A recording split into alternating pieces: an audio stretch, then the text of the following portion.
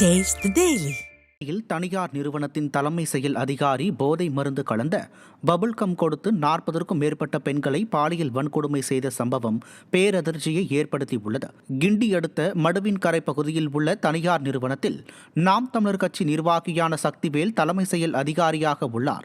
இந்த நிலையில் நிறுவனத்தில் வேலை பார்க்கும் பெரிய அளவில் பின்புறம் இல்லாத எளிய குடும்ப பெண்களை மட்டுமே குறிவைத்து தனியறைக்கு அழைத்து ஆபாசமாக பேசி அத்துமீறலில் ஈடுபட்டுள்ளார்.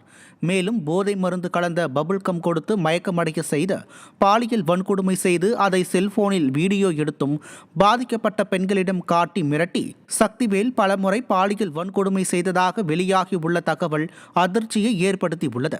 பாதிக்கப்பட்ட 40க்கும் மேற்பட்ட பெண்களில் 3 பேர் மட்டும் சக்திவேல் மற்றும் அவருக்கு உடந்தையாக இருந்த நிறுவனத்தின் முதன்மை செயல் அதிகாரி மனோர்மணி நஸ்ரின் ஆகியோர் மீது கிண்டி அனைத்து மகளிர் காவல் நிலையத்தில் புகார் அளித்தும் போலீசார் கண்டுகொள்ளவில்லை என பாதிக்கப்பட்ட பெண்கள் வேதனை தெரிவித்துள்ளனர்.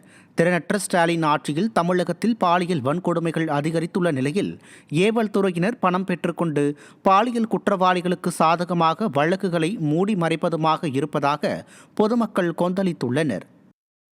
சென்னை அண்ணா பல்கலைக்கழக மூத்த பேராசிரியரை தற்காலிக துணைவேந்தராக நியமிக்க வேண்டும் என அண்ணா பல்கலைக்கழக ஆசிரியர் சங்கம் கடிதம் அனுப்பியுள்ளது. துணைவேந்தர் நியமனம் தொடர்பாக பலமுறை முறையிட்டும் திமுக அரசு நடவடிக்கை எடுக்கவில்லை என அண்ணா பல்கலைக்கழக ஆசிரியர் சங்கம் குற்றம் சாட்டியுள்ளது. அண்ணா பல்கலைக்கழகத்தில் துணைவேந்தர் இல்லாதது பெரும் பின்னடைவை ஏற்படுத்தி உள்ளதாகவும் துணைவேந்தர் இருந்திருந்தால் பல்வேறு கட்டுப்பாடுகள் விதிக்கப்பட்டு இருக்கும் என ஆசிரியர் சங்கம் தெரிவித்துள்ளது. மேலும் வெளிநபர்கள் பலரும் நடைபெற பயிற்சி செய்வதற்காக பல்கலைக்கழக வளாகத்திற்குள் அனுமதியின்றி வருவதாகவும் அவ்வாறு வாக்கிங் வரும் நபர்களை கண்காணிக்க வேண்டும் என்றும் ஆசிரியர் சங்கம் வலியுறுத்தியுள்ளது. இந்நிலையில் துணைவேந்தர் இல்லாதது மாணவர்களின் கல்வித்தரம், மாணவர் ஒருங்கிணைப்பு மற்றும் ஆய்வுப் பணிகளில் நேரடி தாக்கம் ஏற்படுவதாக குற்றச்சாட்டு இருந்துள்ளது. புதிய துணைவேந்தர் எப்போது நியமிக்கப்படுவார் என்பது குறித்த நிச்சயமற்ற நிலை பெற்றோர்கள் மற்றும் மாணவர்கள் மத்தியில் பதற்றத்தை ஏற்படுத்தியுள்ளது.